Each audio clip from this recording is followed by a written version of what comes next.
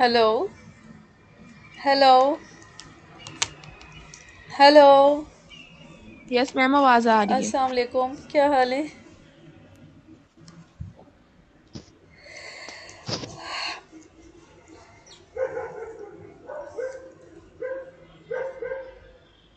अच्छा, आ, आज वालेकुम अस्सलाम मैम। अच्छा, आज हम लोग की लास्ट जूम मीटिंग है और मैंने ग्रुप में शेयर कर दिया था कि आप लोगों को कोर्स से रिलेटेड अगर कोई क्वेश्चंस हैं, अगर कुछ समझ में नहीं आ रहा है या और दूसरी क्वेरीज हैं तो आप लोग इस जूम मीटिंग में पूछ सकते हैं। मेरा नहीं ख्याल कि अब हम लोग दोबारा कोई जूम मीटिंग करेंगे बिफोर एग्ज़ाम्स। देखेंगे क्योंकि आज कंप्लीट हो जाएगा कोर्स, लेकिन अगर वी विल सी, अगर एग्ज़ाम से पहले हो सकेगा तो फिर एक और कर लेंगे, लेकिन ये वाली लास्ट है। तो आप लोगों को आज आज जो हम लेक्चर डिस्कस करेंगे वो मैं पहले बता देती हूँ। हम लोग बायोटेक्नोलॉजी का हमारा एक छोटा सा लेक्चर रह गया था, वो करेंगे। एक ही टॉपिक है वो, और एक टॉपिक है क्लिनिकल बायोकेमिस्ट्री का। और एक हमारा लेक्चर एसिड बेस बैलेंस का बहुत छोटा सा टॉपिक था, वो रह गया था, वो भी थोड़ा सा कर लेंगे डिस्कस। और ये तीनों लेक्चर में आज रात तक या फिर कल सुबह तक जो है ना वो एलएमएस पे भी होंगे। तो इसके अलावा जो है हम लोग का सारा कंप्लीट हो गया है, तो कुछ बाकी नहीं है। और आप लोग मुझे बताएं, आपके लास्ट लेक्चर डाले थे ट्रांसलेशन वगैरह के, वो सब आप लोगों को समझ में आया है ठीक से? हेलो। Yes ma'am. कोई कुछ पूछना है किसी को? कोई डिफ़िकल्टी है किसी भी चीज़ में? मैम मुझे पूछना है। हाँ हाँ, पूछे। मैम, जो हमने जितने पाथवेज वगैरह और साइकिल्स पढ़ी हैं तो ये हमें ओवरऑल याद होनी चाहिए विद इन के जो भी मतलब एंजाइम्स थे, या फिर जस्ट रीजन से हम लोगों को प्रिपेयर करना है, इनको रीजन से रिलेटेड। नहीं, पाथवेज वगैरह जो है ना, अभी मेरे पास है तो मैं दिखाओ। एक सेकेंड।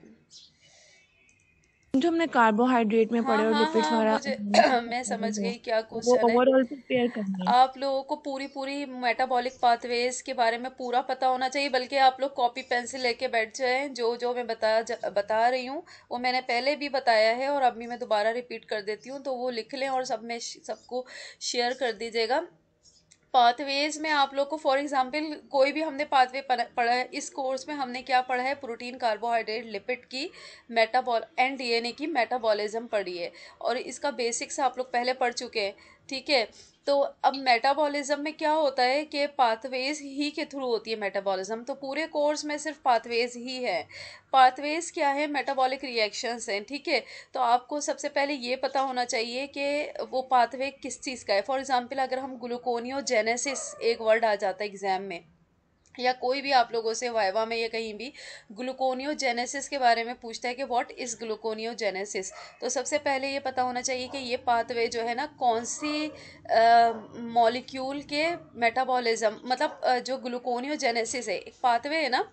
ठीक है। तो ये कौन से मॉलिक्यूल की मेटाबॉलिज्म का है? डीएनए का है, कार्बोहाइड्रेट का है, लिपिड का है? मुझे बताएं किसकी मेटाबॉलिज्म का पाथवे है ये ग्लूकोनियोजेनेसिस। Ma'am glue carbohydrate. हाँ, वेरी गुड। तो अब ये है मैम क्या? कार्बोहाइड्रेट्स। हाँ, ये है कौन सा पाथवे, ये बात बाद में, लेकिन सबसे पहले ये पता होना चाहिए कि किस चीज़ की मेटाबॉलिज्म का है ये। ठीक है। तो कार्बोहाइड्रेट, ग्लूकोनियोजेनेसिस कार्बोहाइड्रेट, और lipolysis lipid. For example example दे रही हूँ। और फॉर एग्जांपल यूरिया साइकिल।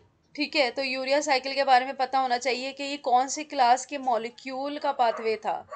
ठीक है। अब ये था क्या, वो एक अलग पहले बाद में आएगा, लेकिन ये कौन सी क्लास के मॉलिक्यूल का मेटाबॉलिक पाथवे था, पहले ये पता होना चाहिए। आप लोग लिखते जाएं पॉइंट्स जो मैं बता रही हूँ ना। मे भी हम लोग, मतलब ये लास्ट जूम डिस्कशन है, इसके बाद कोई डिस्कशन नहीं होगा।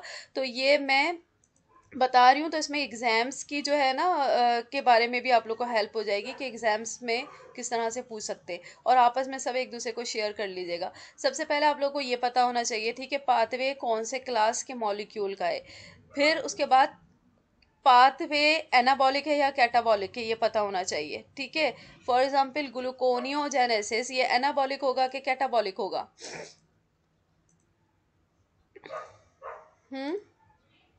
ग्लूकोनियोजेनेसिस एनाबॉलिक पाथवे है कि कैटाबॉलिक पाथवे?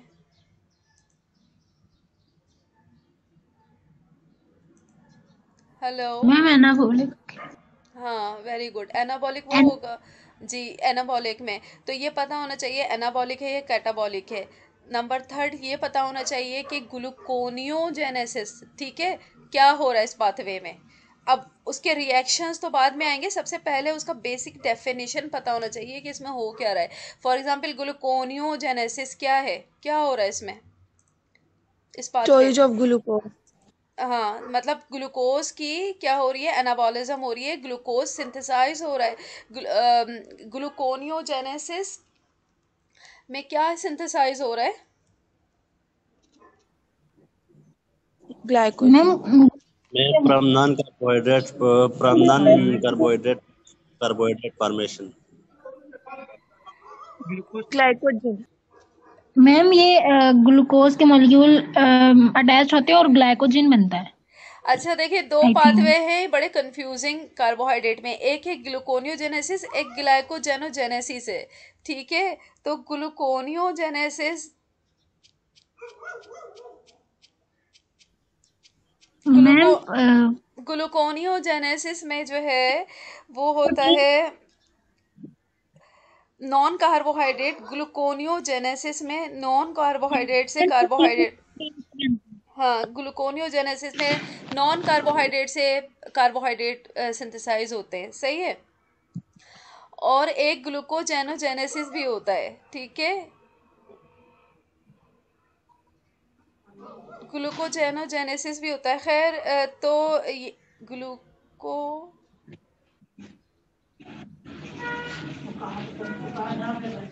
एक ग्लूकोजेनोजेनेसिस भी होता है पाथवे शायद, खैर ग्लूकोनियोजेनेसिस में आपको ये याद रखना है कि नॉन कार्बोहाइड्रेट से कार्बोहाइड्रेट होते हैं। अब नॉन, ये अगर आप सबसे पहले ये पता होना चाहिए कि क्या हो रहा है, ठीक है। तो जो हो रहा है ना वही इसकी डेफिनेशन भी है। फॉर एग्जांपल ग्लूकोनियोजेनेसिस में नॉन कार्बोहाइड्रेट से कार्बोहाइड्रेट सिंथेसाइज हो रहे हैं। अगर आप इतनी भी लाइन लिख देंगे दैट इज ओके। और मोर अगर एक्सप्लेनेशन में जाना है तो क्या, कहाँ से कार्बोहाइड्रेट सिंथेसाइज हो रहा है, from lipid, protein.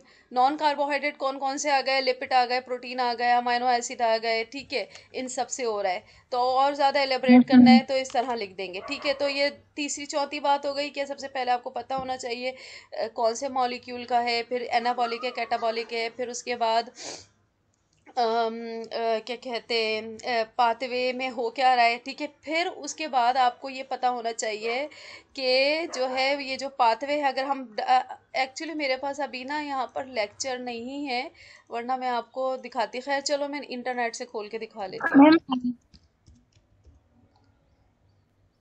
Ma'am I have a question.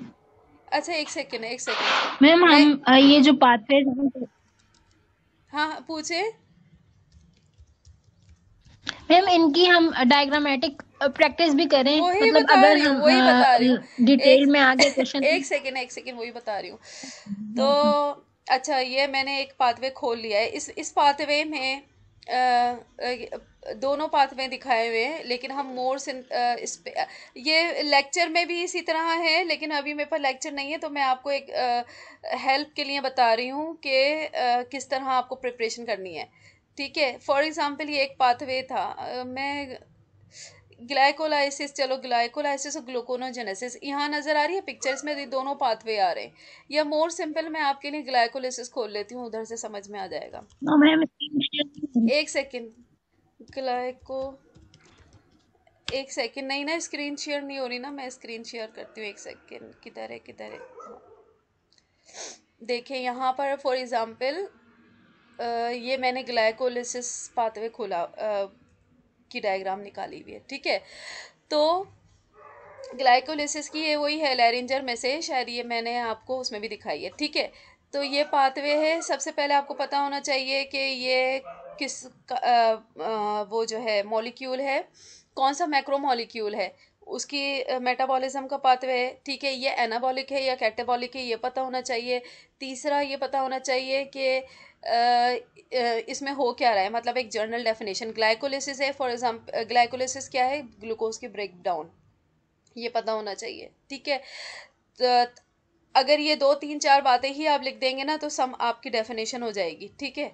फिर उसके बाद आपको आता है ये पाथवे, ये पूरा पाथवे है ना, ठीक है। तो इस पाथवे में अब आपको ये पता होना चाहिए कि इसके कितने स्टेप्स थे। देखें, अगर ये स्टेप्स हम देख रहे हैं ना, स्टेप 1 जो एक मॉलिक्यूल का नाम लिखा होगा ऊपर, एक प्रिकर्सर फॉर एग्जांपल रिएक्टेंट, और उसके बाद जो उससे बन रहा होगा ना प्रोडक्ट, वो यहाँ से एरो शुरू हुआ, यहाँ ख़त्म हुआ, इसका मतलब है ये एक स्टेप है, रिएक्शन का एक स्टेप है, ठीक है, पाथवे का एक स्टेप है। तो इस पूरे पाथवे में देखें स्टेप 1 से लेके स्टेप 10 स्टेप हैं। तो आपको ये पता होना चाहिए कि एक पाथवे में कितने स्टेप्स थे, ठीक है। और मतलब हर पाथवे में कितने कितने स्टेप हैं, ये एक जर्नल वो है। May be someone asks you in fill in the blank से कितने स्टेप्स होते हैं, स्टेप्स पता होना चाहिए। मोस्ट इम्पॉर्टेंट सारे सारे स्टेप्स में जितने एंजाइम्स यूज़ हो रहे हैं वो पता होना चाहिए। फॉर एग्जांपल ये देखिए स्टेप 1 का ये एंजाइम था, ये यहाँ लिखा है। तो सारे जितने भी पाथवेज हैं उनमें कितने एंजाइम यूज़ हुए हैं, ठीक है। अब ये टोटल कितने एंजाइम यूज़ हुए हैं इस पूरे पाथवे में, 10 एंजाइम, ठीक है। ये भी कोई मल्टीपल चॉइस में पूछ सकता है कि ग्लाइकोलाइसिस में टोटल कितने एंजाइम यूज़ होते हैं, ठीक है। तो ये सारे ग्लाइकोलाइसिस में तो ये देखें एंजाइम को इन्होंने नंबरिंग दे के बता दिया है, लेकिन दूसरे पाथवेज में एंजाइम के नंबरिंग नहीं है। या आपको देखना है, गिनना है कितने एंजाइम है, कितने स्टेप्स हैं, कितने एंजाइम है, और कौन से स्टेप में कौन सा एंजाइम यूज़ हो रहा है, ठीक है, और कौन से स्टेप में कौन सा रिएक्टेंट है और कौन सा प्रोडक्ट है, ठीक है। और कहाँ कहाँ कितनी एटीपी यूटिलाइज हो रही है और कितनी मतलब जनरेट हो रही है, एटीपी या एनएडीपी या वाटर या वॉट एवर। देखिए ये पूरे रिएक्शंस में हो रहे हैं ना, यहाँ पर एटीपी मीन्स रिलीज हो रही है, यहाँ पर वाटर रिलीज हो रहा है। तो कौन कौन से रिएक्शन में कौन कौन सी चीज़ कंज्यूम हो रही है टुगेदर विथ मेन रिएक्टेंट, ठीक है। मेन क्या है, ग्लूकोज है। ग्लूकोज के साथ यहाँ क्या यूज़ हुआ, एटीपी यूज़ हुआ, ठीक है। तो किसके साथ क्या यूज़ हो रहा है और क्या जनरेट हो रहा है, क्या जनरेट हुआ, एडीपी जनरेट हुआ। तो इस तरह। और दूसरा, रिएक्शन के कितने इंटरमीडिएट्स हैं। अब रिएक्शन यहाँ से शुरू हुआ है, मतलब पाथवे यहाँ से शुरू हुआ है, ठीक है, नंबर 1 ग्लूकोज से, एंड कहाँ हो रहा है, एंड यहाँ पर हो रहा है पायरुवेट पर, ठीक है। तो इसके बीच में जितने भी नाम लिखे हुए हैं ना, ये सब रिएक्शन इंटरमीडिएट्स हैं, ठीक है। तो सारे रिएक्शंस इंटरमीडिएट्स आपको पता होना चाहिए। और ये स्ट्रक्चर के लिए कंफ्यूज मत होइएगा, क्योंकि स्ट्रक्चर में नहीं आएंगे, ठीक है। तो स्ट्रक्चर आपको वैसे पता होना चाहिए, क्योंकि हेल्प के लिए सिर्फ ये दिखाया है कि फॉर एग्जांपल यहाँ से फास्फोराइलेशन हो गई तो फॉस्फेट कहाँ पर जाके अटैच हुआ है या कहाँ नहीं हुआ है, तो ये एक अदर चीज़ है। ये सारी चीज़ें पता होना चाहिए आपको। ये प्लस अगर पाथवे में मैंने कोई वहाँ पर डिजीज़ बताई थी कि इस एंजाइम के कम होने की वजह से ये डिजीज़ हो रही है, ये पता होना चाहिए। पाथवे कौन से ऑर्गन में हो रहा है, ये पता होना चाहिए। पाथवे कौन से सेल के कौन से कंपार्टमेंट में हो रहा है, वो पता होना चाहिए, ठीक है। तो ये सारी चीज़ें पता होना चाहिए और बेसिक चीज़ें हैं। और सबसे इम्पॉर्टेंट चीज़ मैं आपको बहुत एक आसान सा वो कर देती हूँ, हेल्प कर देती हूँ। और आप सारे स्टूडेंट्स को ना ऐसा एक इसको याद करने का, सारे जो पाथवेज हैं ना उसको याद करने का एक बहुत इजी तरीका मैं बता रही हूँ। और वो सारे स्टूडेंट्स अपना अपना ये टेबल इस तरह का बनाएंगे और अपने एलएमएस पे अपलोड करेंगे इसे। ये आपका असाइनमेंट है। मैं अभी टेबल बना के यहाँ पर दिखा रही हूँ, या आप लोग अभी रफ सा कोई एक बना ले, और फिर उसके बाद ये वीडियो भी मैं अपलोड कर दूंगी, इसमें से भी देख के बना सकते हैं। तो वो इस तरह का एक टेबल बना लें। टेबल आप लोग बना लेंगे ना तो इजीली सारे पाथवेज में आ जाएंगे। स्क्रीन तो शेयर हो रही है ना? Yes ma'am. एक सेकेंड। तो पाथवेज को याद करने का तरीका जो मैंने बताया ना, वो सबसे इजी यही में है जो मैं बता रही हूँ। देखें, ये देखें, इस तरह का आपको एक टेबल बना लेना है। यहाँ पर ऊपर लिख लीजिएगा फॉर एग्जाम्पल हमारे कितने पाथवे, कार्बोहाइड्रेट का पाथवे है, वो जो है ना क्या कहते हैं, डीएनए डीएनए का भी लिख लिएगा। डीएनए में भी ये देखना है, जो डीएनए के मेटाबॉलिज्म के और आरएनए के मेटाबॉलिज्म के पाथवे बनाए, उसमें ये देख लीजिएगा कि वो कहाँ कहाँ ट्रांसक्रिप्शन फैक्टर यूज़ हो रहे हैं, कहाँ कहाँ जीटीपी एटीपी यूज़ हो रहा है। तो खैर वो तो डीएनए के तो पाथवे अलग हैं, वो बहुत इजी हैं। देखिए इस तरह कर लिएगा, मैं एक का बता रही हूँ, सबका आप लोग इसी तरह बना लीजिएगा। फॉर एग्जांपल ग्लूकोज के पाथवे, ठीक है, तो ऊपर यहाँ लिखना है ग्लूकोज, सही। इस तरह से ये मेन हेडिंग है, यहाँ डाल दीजिएगा ऊपर, सही। तो अब इसके बाद फॉर एग्जाम्पल सेकंड कौन सा मॉलिक्यूल था, फॉर एग्जाम्पल लिपिड था,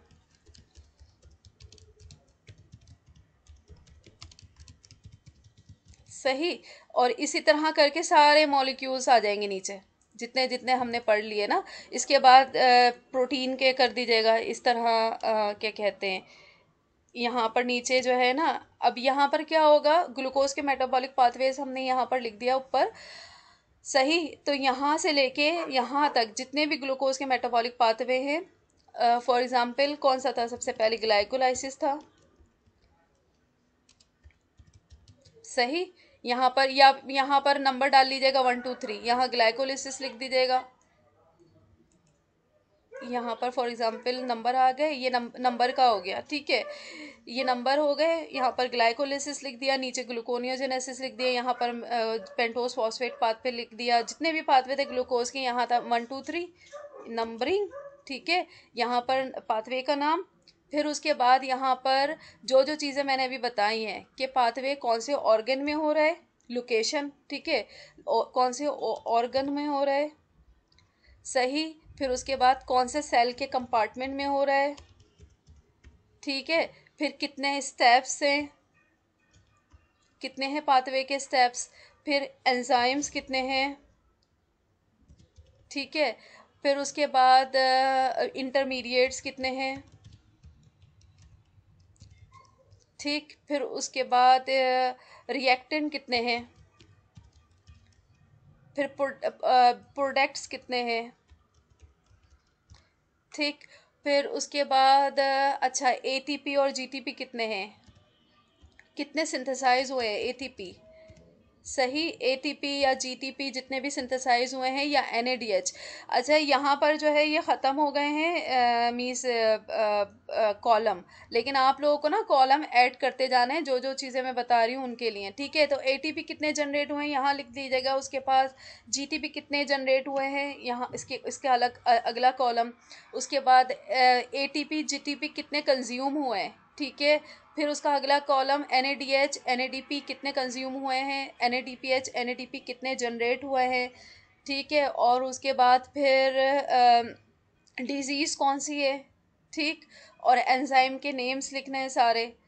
और इसके अलावा क्या होगा, और क्या इम्पोर्टेंट है, एटीपी, हाँ, अगर कोई बाय प्रोडक्ट रिलीज़ हुआ है, फॉर एग्जांपल वाटर रिलीज़ हुआ है, वो लिखना है। फिर उसके बाद अगर कोई फॉर एग्जांपल कोई कोफैक्टर यूज़ हुआ है, वो लिखना है, सही। तो इस तरह आप लोग करेंगे ना, तो ये पूरी समरी आपके पास आ जाएगी। और जब आप ये टेबल सामने रखेंगे तो आप हर पाथवे को बहुत आसानी से समझ लेंगे और बहुत आसानी से मल्टीपल चॉइस अटैम्प्ट कर लेंगे, ठीक है। और हाँ, एक और कॉलम यहाँ बना लीजिएगा कि ये यहाँ, वो तो खैर यहाँ पर आ गया ना, ग्लूकोज की मेटाबॉलिज्म का है। तो इस तरह करके सबको एक टेबल बनाना है, और ग्लूकोज लिपिड प्रोटीन, इनके जितने भी मेटाबॉलिक पाथवे हैं, सही है। और अमाइनो एसिड, जीन एक्सप्रेशन को हटा के जितने भी थे ना, उस तरह ये बना लीजिएगा टेबल सब स्टूडेंट, और ये एलएमएस पे अपलोड कर दीजिएगा, ये आपका असाइनमेंट है। और इस तरह बन जाएगा ना, तो ये बहुत इजी हो जाएगा, आप लोगों को कोई ज़रूरत नहीं पड़ेगी कि इसको आप देख के ना वो करें। और दूसरा ये है कि हाँ, ये आप लोगों को सबको बनाना है टेबल। तो इसके अलावा आप किसी को क्वेश्चन पूछना है कोई? मैम हैंड रिटन बनाना है ना?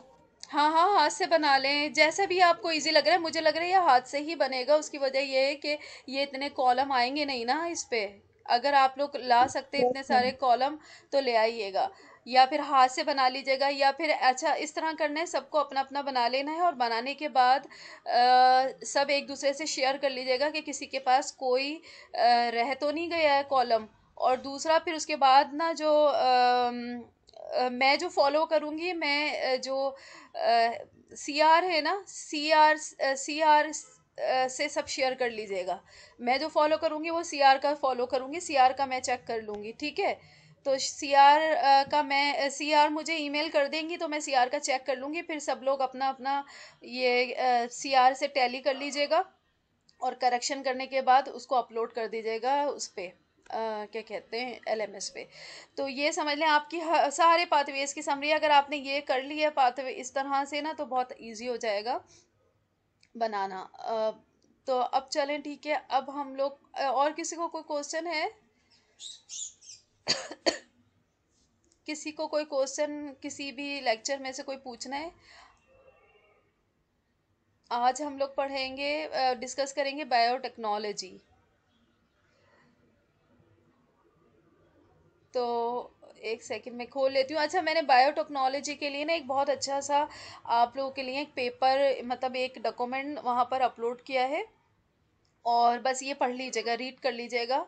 बहुत मीन्स बहुत सिंपल है, इससे सिंपल मुझे कहीं से मिला नहीं, वरना आप लोग को बहुत मुश्किल होती। तो ये बहुत सिंपल पेपर है, जो रिसर्च एक आर्टिकल है, इसमें बायोटेक्नोलॉजी के बारे में बहुत इजी और बहुत अच्छा बताया हुआ है। तो ये आप लोग इसको पढ़ लीजिएगा, इस पेपर को, जो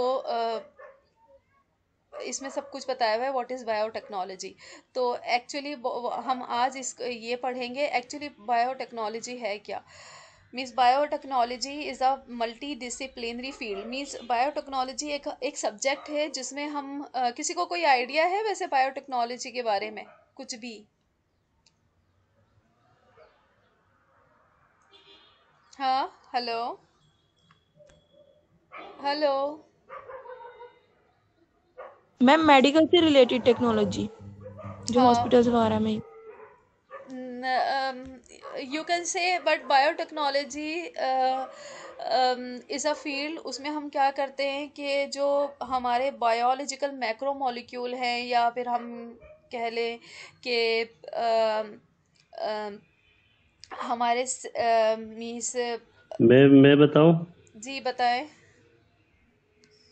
Biochemistry is a branch of chemistry in which we use microorganisms for the welfare of human being.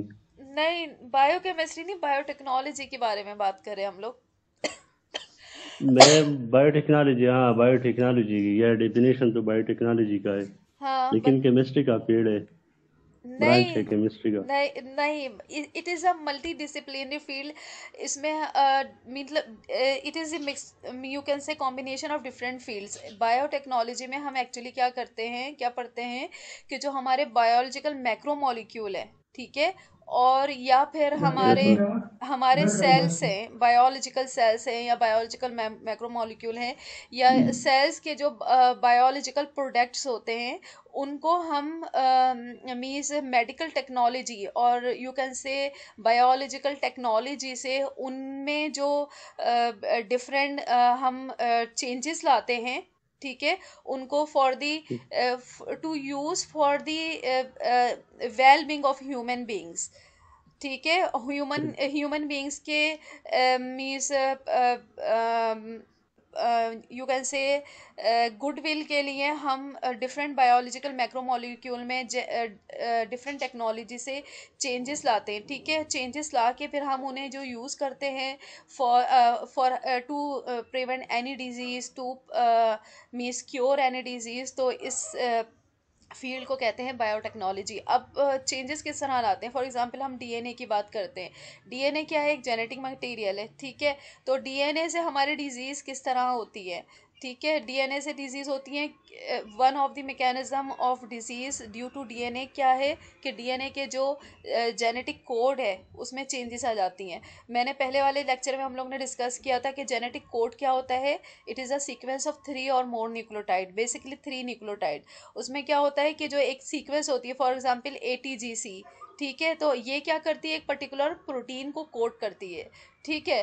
तो अगर इस for example GATC, for example एक कोट कर रही है एक प्रोटीन को जो एक काइनेज है, ठीक है।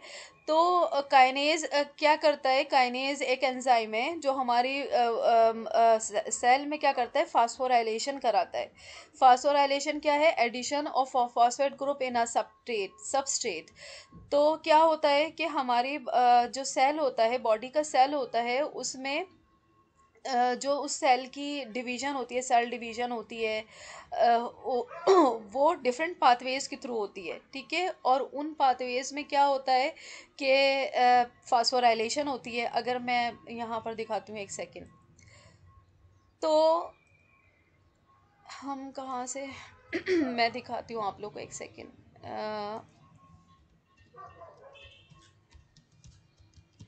फास्फोराइलेशन ग्रोथ पाथवे मैं दिखाती हूँ एक सेकेंड। हाँ, तो ये देखिए, ये हम फास्फोराइलेशन की बात कर रहे थे ना। तो क्या होता है, फास्फोराइलेशन में क्या होता है, एक काइनेज एंजाइम होता है जो कि ATP को प्रोटीन के साथ या सबस्ट्रेट फॉर एग्जांपल उसको ऐड कराता है, तो वो प्रोटीन फास्फोराइलेटेड हो जाती है। अब ये प्रोटीन फास्फोराइलेटेड होके क्या करती है, क्या हो रहा है, फॉर एग्जांपल आप यहाँ देखें, कोई पाथवे हो, कोई एक ग्रोथ का पाथवे दिखाती हूँ, एक सेकेंड।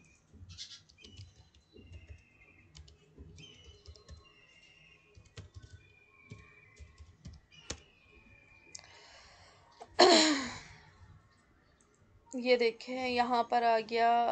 हाँ, ये तो ये क्या है, ये देखें यहाँ, ये जो फास्फोराइलेशन हो रही होती है वो यहाँ हो रही होती है सेल के अंदर, ये सेल की मेम्ब्रेन है, ठीक है। अब अगर यहाँ पर ये रिसेप्टर टायरोसिन काइनेज है, RTK काइनेज मीन्स ये काइनेज जो हम अभी बात कर रहे थे ना एंजाइम की, तो ये रिसेप्टर जो है ये वही एंजाइम के एंजाइम मीन्स एंजाइम रिसेप्टर है। तो ये क्या करते हैं, यहाँ पर जब भी कोई सिग्नल ऊपर से आके अटैच होता है, मीन्स बाइंड होता है इस रिसेप्टर के साथ, तो क्या होता है, फास्फोराइलेशन होती है इन सारे सबस्ट्रेट की। ये प्रोटीन है सारे, PI3 काइनेज और मैक काइनेज, ये सब काइनेज एंजाइम है, ठीक है। ऑल्दो ये इट्सेल्फ काइनेज एंजाइम है, तो इनमें ये लोग क्या करते हैं, ये AKTA फॉर एग्जांपल एक प्रोटीन है, तो ये फास्फोराइलेशन जब कराते हैं, ये सिग्नल मीन सेल में न्यूक्लियस में जाता है और मैसेज देता है कि जीन जो है एक्टिवेट होता है, वो जो हम 3 उसकी बात कर रहे थे, 3 न्यूक्लियोटाइड की, दिस इज़ अ जीन। तो वो जब एक्टिवेट होता है तो वो एक मैसेज देता है कि अब प्रोटीन सिंथेसाइज होगी।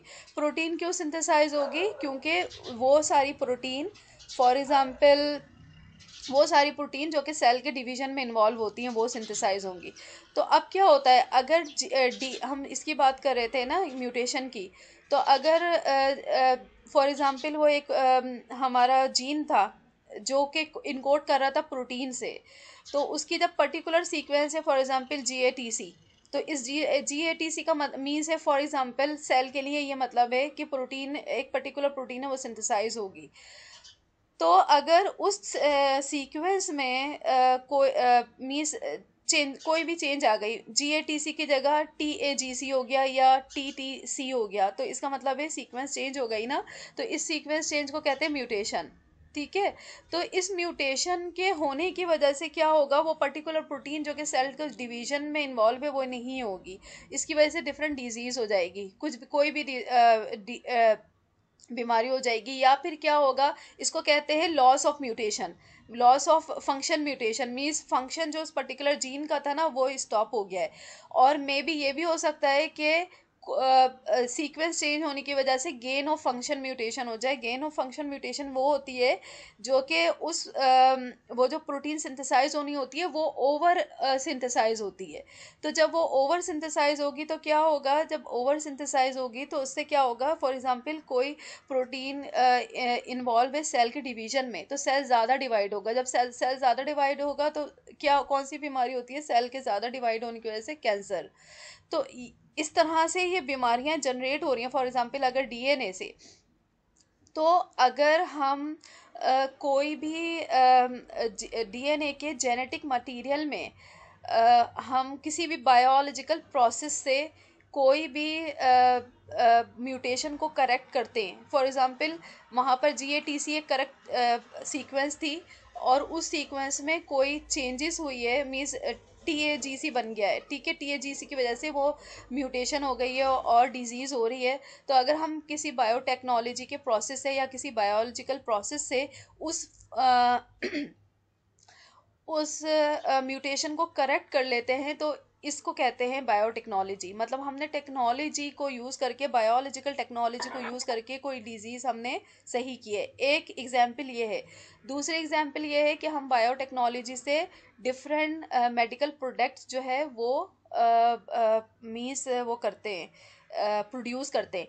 One of the example of insulin, ठीक है। इंसुलिन क्या है? एक प्रोटीन पेप्टाइड है। इंसुलिन एक हार्मोन है, सही। और इंसुलिन कहाँ यूज़ होता है? डायबिटीज़ में। जिन लोगों को डायबिटीज़ होती है वो इंसुलिन के इंजेक्शन लेते हैं, तो ये तो आप लोगों को पता होगा। अब ये इंसुलिन है, ये इतनी सारी इंसुलिन कैसे सिंथेसाइज होती है, किस तरह ये इंजेक्शन फॉर्म में आती है? By the process of biotechnology. तो इस बायोटेक्नोलॉजी के इंसुलिन को किस तरह से प्रिपेयर करते हैं? ये माइक्रो ऑर्गेनिज्म से में प्रिपेयर करते हैं। किस तरह से? वो जो जीन होता है इंसुलिन प्रोटीन का, उसको फॉर एग्जांपल ई कोलाई है, ई कोलाई का जो जीन होता है प्लाज्मिड डीएनए में है, डीएनए होता है, तो उस डीएनए में वो जो जीन है ना उसको इंसर्ट करते हैं, ठीक है। और अब आप लोगों को पता है जो बैक्टीरिया है वो रैपिडली ग्रोइंग सेल होता है ना, मल्टीप्लाई हो जाता है बहुत जल्दी, मल्टीपल नंबर ऑफ टाइम। मैं एक सेकेंड, क्या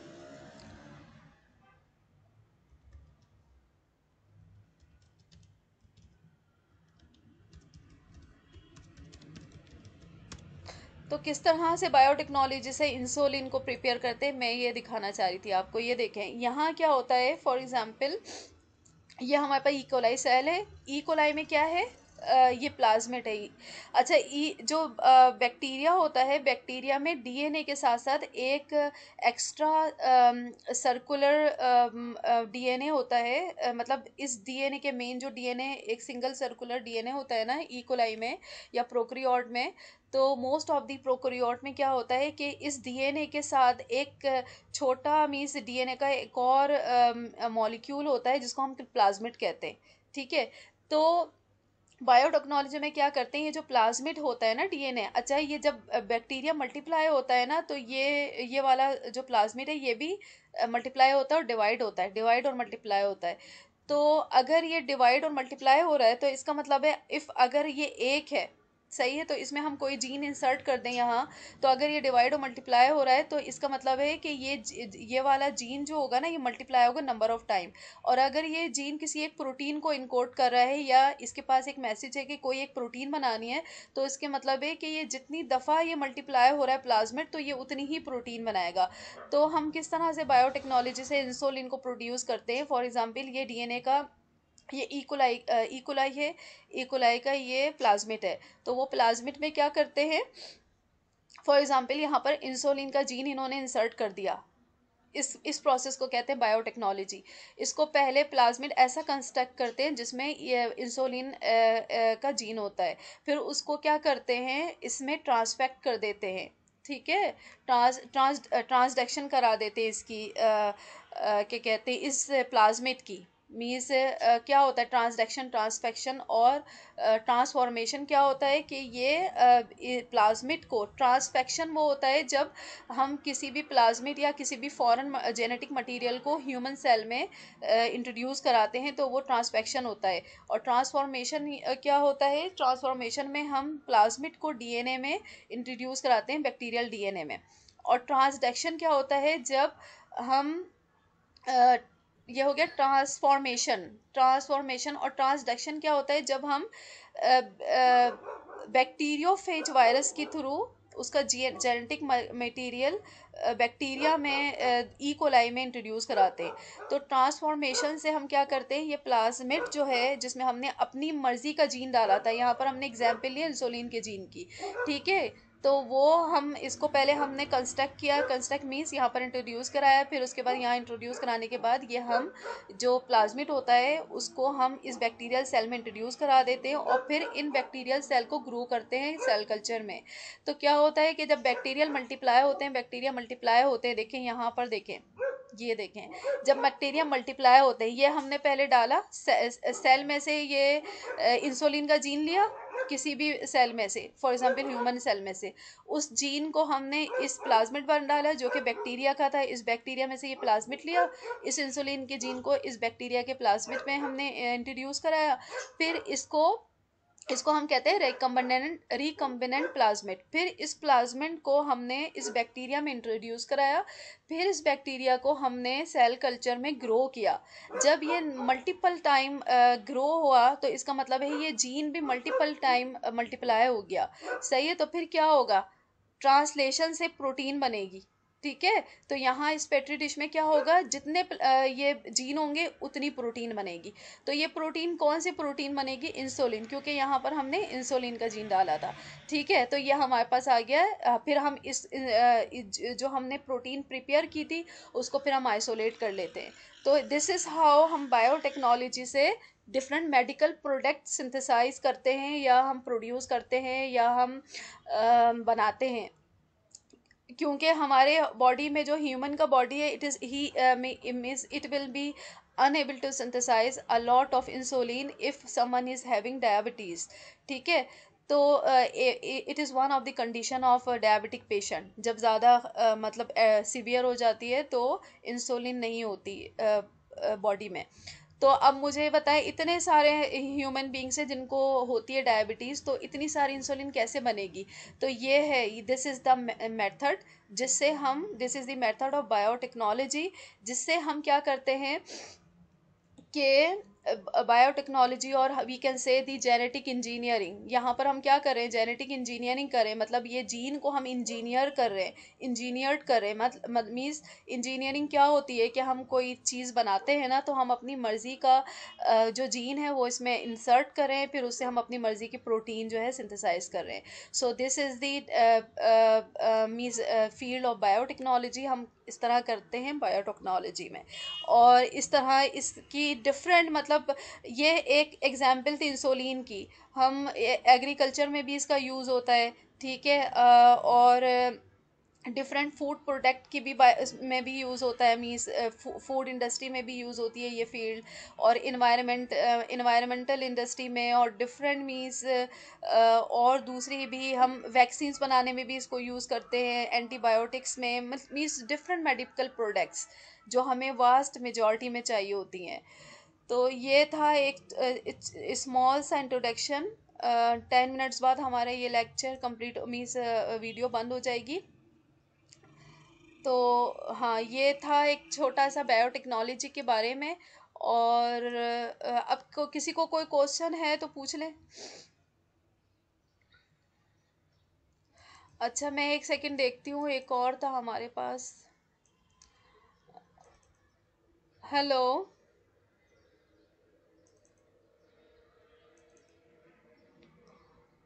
हेलो।